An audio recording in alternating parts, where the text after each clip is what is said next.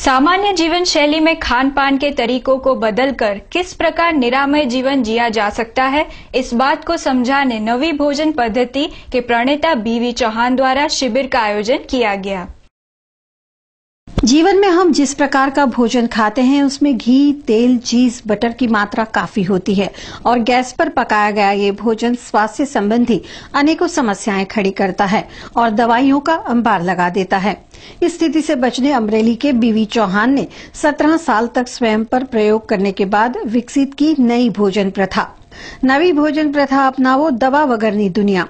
बिना घी तेल की भोजन रेसिपी से तमाम दर्द तकलीफें दूर हो जाती हैं। इस पद्धति को जन जन तक पहुंचाने सुभानपुरा स्थित लोहाना समाजवाड़ी में शिविर आयोजित की गई, जिसमें आए लोगों ने इन रेसिपीज को खाकर अपनी प्रतिक्रिया देते हुए कहा कि ये भोजन स्वादिष्ट है, आरोग्य के लिए और जेब के लिए भी लाभकारी है। नवी भोजन पद्धति रसोई खूब ज स्वादिष्ट होय छे।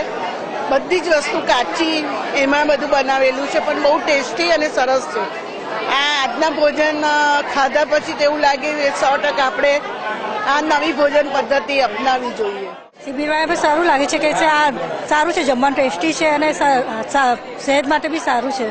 તેના લીધે આપણે આજની મોંઘવારીમાં ગેસના ભાવ વધતા જાય છે ત્યારે આ કાચું એ સાચુંની થિયરી સૌથી સારી છે। એમાં આરોગ્યને પણ ફાયદો છે, આરોગ્ય સુધરે છે, ગેસની બચત થાય છે, દવાઓના પૈસા બંધ થશે।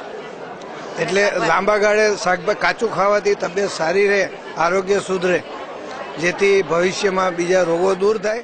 આરોગ્યને ફાયદાની તો વાત જ જવા દો, કેમ કે કેટલી બધી શિબિરો અમે આ રીતે કરી ચૂક્યા છે, સાંભળી ચૂક્યા છે, ચોપડીઓ પણ વાંચી છે।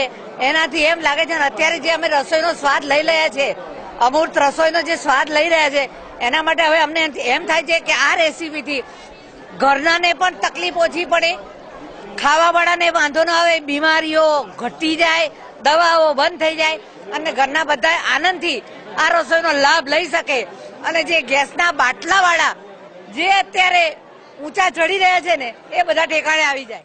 इस नई भोजन प्रथा की विस्तृत जानकारी दी बीवी चौहान ने। वे अपनी पत्नी सरोजबेन के साथ इस कार्य में जुड़े हैं।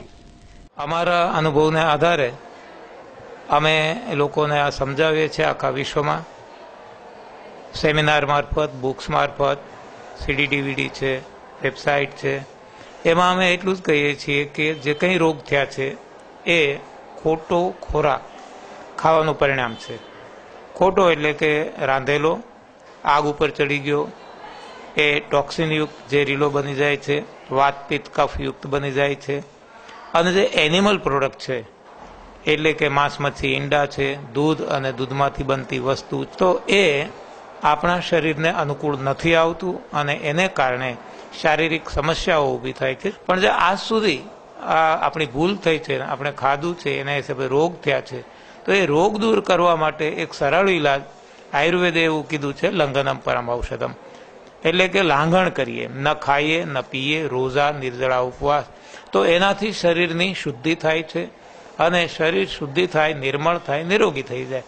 तो आटली सरल बाबत है, तो एने माटे अमे एनिमा लेवानी सलाह आपीए छीए। बीजू जे एनिमल प्रोडक्ट में अमे दूध खाता था, दूधनी बनावटो खाता था, ए आज 21 वर्षथी बंद कर दीधी।